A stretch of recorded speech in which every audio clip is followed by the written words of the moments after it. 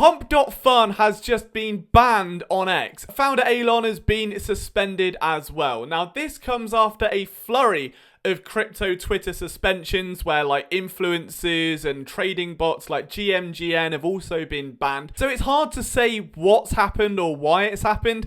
And naturally, the trenches caught absolute fire. Everyone's panicking on Twitter.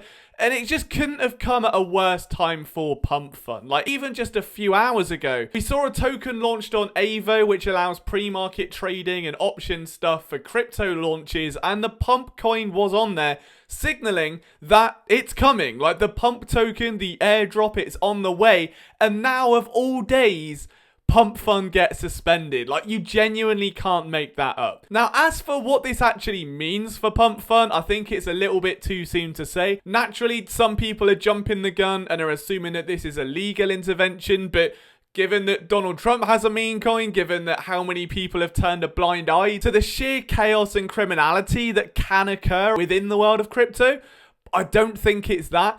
There was also a report saying that they'd outsourced a Twitter API for their tracker and not actually an official X API, which could have resulted in a suspension. That's what happened to a couple of the other places. But this is a big deal. I think a lot of people are immediately going to lose trust in PumpFun. Didn't take Bonk very long at all to kind of hop on the train and try and lure some extra customers and some retail investors by just tweeting something very simple to try and ignite the trenches just that little bit more and pour some fuel on the burning fire of PumpFun. It's just a very weird time at the minute. I don't think anyone expected PumpFun to ever launch a token. They said they were quite against it. Next thing you know, there's an ICO with a $1 billion raise, a $400 million airdrop, and now they're suspended on Twitter.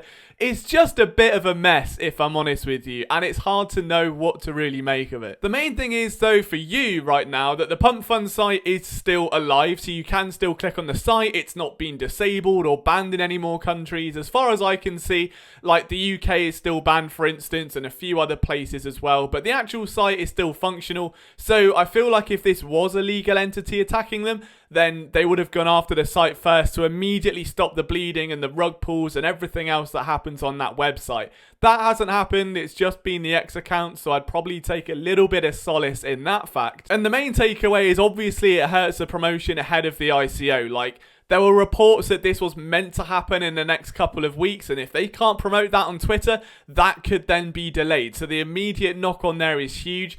It could also dent the confidence of the people that, I don't know, have just spent $1 billion to get them to that ICO raise. They may want to pull out. There could be some legal repercussions of that. And ultimately, I think people are just going to start looking at things like Boop and Bonk that have been built on, I guess, the fundamental flaws that people perceive PumpFun to have. We already know that Boop are introducing holder rewards. Bonk have been very open about where their fees go, and we haven't seen that same transparency from PumpFun, even with the ICO listing. Like, nothing has come from them. It's only came from news outlets and influencers and that sort of thing. A lot of us are going to be torn when it comes to the future of PumpFun. Like, let's just say, for instance, the site got shut down tomorrow, the X got shut down, the site got seized, and they started doing investigations into things.